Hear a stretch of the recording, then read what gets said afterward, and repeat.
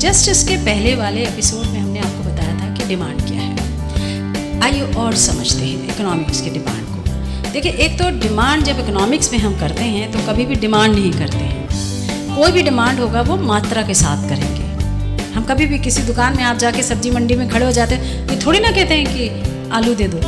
हमेशा आप ये कहोगे 1 किलो आलू दे दो, पाव भर भिंडी दे दो, यानी कोई क्वांटिटी आप लगाओगे। कपड़ा लेने जाते हो तो कितने मीटर कपड़ा, कोई भी पदार्थ लेने जाते हो तो कितने लीटर का वो पदार्थ। कहने का तात्पर्य ये है कि कभी भी डिमांड नहीं होता है, क्वांटिटी डिमांडेड होता है। और ये जो हमारी क्वांटिटी डिमांडेड है उससे कुछ ना कुछ प्रभावित करता है, और जब जो चीज़ें उसको प्रभावित करती हैं उस प्रभाव में आके डिमांड अपना 4 स्वरूप ग्रहण करती है। वैसे तो जो हमारी मांग है उसको तमाम चीज़ें प्रभावित करती हैं। हमारा एनवायरनमेंट, जाड़ा लगेगा तो सर्दी के कपड़े पहनेंगे, गर्मी लगेगी तो गर्मी के कपड़े पहनेंगे, हिल स्टेशन में जाएंगे तो वैसे चीज़ों का इस्तेमाल करेंगे, और अगर कहीं और जाएंगे तो उस तरीके से हैं। अगर कंस्पिकुअस गुड है, दिखावे का है तो कंस्पिकुअस गुड के में चले जाएंगे। कहने का तात्पर्य हर जगह देखिए, हर चीज़ से हमारी डिमांड जो है वो प्रभावित होती है। कोई फिल्म आ गई तो फैशन में वो चीज़ डिमांड करने लगेगी। तमाम तत्व हैं, एक लिस्ट है जिसमें आप देख सकते हैं कि शायद ही कोई चीज़ ऐसी होगी जो कि है हमारे इर्द गिर्द, उससे हमारी डिमांड प्रभावित ना होती होगी। लेकिन अगर हम इनको एक जगह संकलित करें तो डिमांड मुख्यतः 4 प्रकार की होती हैं। पहली वो जो हमारे मूल्य से प्रभावित होती है। बहुत सीधी सी बात है, हम कहते हैं ना चीज़ें महंगी होंगी तो हम कम खरीदेंगे, चीज़ें सस्ती हैं तो हम ज़्यादा खरीदेंगे। इसी को जब इकोनॉमिक्स के क्षेत्र में यही बात आती है टेक्निकली तो उसको हम लॉ ऑफ डिमांड कहते हैं। लेकिन ये कौन सा टाइप हो गया?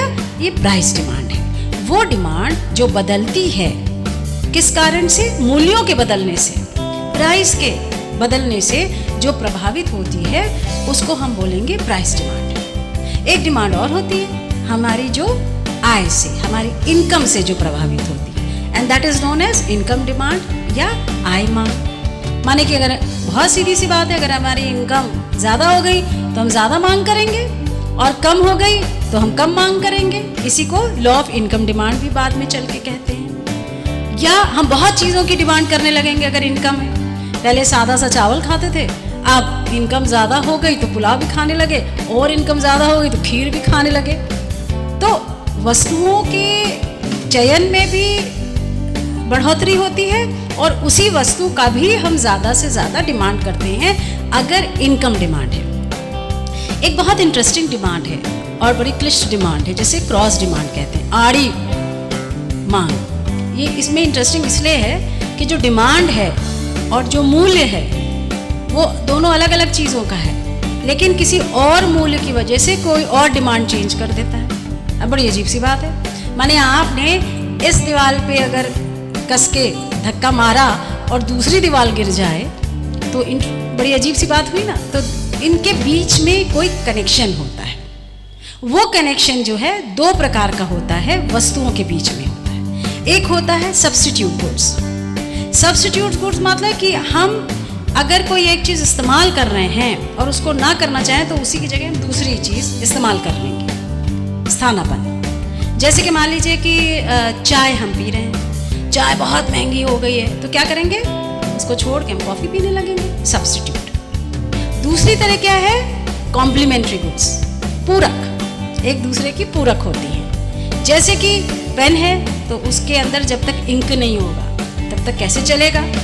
कार है, जब तक उसमें पेट्रोल नहीं पड़ेगा कैसे चलेगा। अब ये दोनों ही वस्तुओं का नेचर आप देखिए बिल्कुल डिफरेंट है। आप जानते हैं पेट्रोल दूसरी तरह से बनता है और कार दूसरी जगह बनती है, लेकिन एक दूसरे के पूरक होने की वजह से यदि इनमें से किसी एक चीज़ पर भी उसके मूल्य का असर होगा तो ऑटोमेटिकली उसकी क्वांटिटी डिमांड पे असर होगा ही होगा। जैसे मैंने पहला एग्जाम्पल दिया ना आपको, चाय का अगर मूल्य बढ़ा तो क्या होगा, हम कॉफ़ी पीने लगेंगे। अब कॉफ़ी अपनी जगह रखी हुई है, उनके मूल्य से कुछ लेना देना नहीं है, लेकिन चूंकि हमने चाय के ऊपर लॉ ऑफ डिमांड कायम हुआ, चाय का मूल्य बढ़ा, उसका जो है हमने सेवन कम करना शुरू किया, तो हम कहाँ पर गए, उसकी सब्स्टिट्यूट गुड्स पे, और कॉफ़ी की डिमांड ज़्यादा हो गई। यानी कि इन दोनों में बीच में एक इनविजिबल कनेक्शन है, तो प्राइस का इफेक्ट होगा ही होगा। इसी तरह अगर मान लीजिए कि पेन का दाम बढ़ा तो हम पेन कम लेंगे, तो ऑटोमेटिकली इंक का जो डिमांड है वो कम हो गया। अब इंक के प्राइस में कुछ नहीं हुआ, लेकिन क्या होता है कि एक के मूल्य के बढ़ने से दूसरे की जो डिमांड है वो घट गई। तो पहले वाले में पॉजिटिव रिलेशनशिप है और दूसरे वाले में प्राइस और क्वांटिटी डिमांड में नेगेटिव रिलेशनशिप है। इसको हम अगले एपिसोड में बहुत विस्तार से एक्सप्लेन करेंगे। अभी फिलहाल सिर्फ चूंकि काइंड्स की बात कर रहे हैं, उसके लिए इतना जान लेना काफ़ी है कि जो तीसरी डिमांड होती है वो आड़ी डिमांड होती है, क्रॉस डिमांड होती है, जिसमें कि प्राइस एक्स होगा कमोडिटी का, तो क्वांटिटी डिमांडेड की जो कमोडिटी होगी वो वाई होगी, चाहे सब्स्टिट्यूट में होगी चाहे कॉम्प्लीमेंट्री में होगी। यानी जो तीसरे प्रकार की डिमांड है उसके दो भाग हुए, substitute goods and complementary goods. तो तीन प्रकार की ये डिमांड्स हुई और चौथी डिमांड जो है वो है डिराइव्ड डिमांड। डिराइव्ड डिमांड का अर्थ सिर्फ इतना होता है उस वस्तु की तब तक उसकी मांग है जब तक कि दूसरे की मांग है। सपोज करिए कि हम कोई भी चीज़ उत्पादन कर रहे हैं, जैसे कि मान लीजिए कि मेरे पास ये पेन रखा है, अब इसकी डिमांड है, इस पेन की डिमांड है, लेकिन इसको बनाने के लिए कौन बना रहा है, इसको लेबर लगा होगा, ठीक है ना, जिसके लिए बनाने के लिए उसकी मांग हो रही होगी।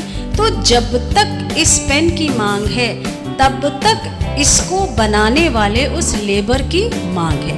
तो ये डायरेक्ट डिमांड हो गई, लेकिन उस लेबर की डिमांड तब तक है जब तक इस पेन की, तो उस लेबर की जो डिमांड है वो डिराइव्ड डिमांड हो गई। तो इस प्रकार से डिमांड चार प्रकार की होती हैं, एक प्राइस डिमांड, दूसरी इनकम डिमांड, तीसरी क्रॉस डिमांड और चौथी डिराइव्ड डिमांड। इन चारों डिमांड्स को हम बड़े विस्तार में ग्राफिकली अलग अलग एपिसोड में आपको एक्सप्लेन करेंगे।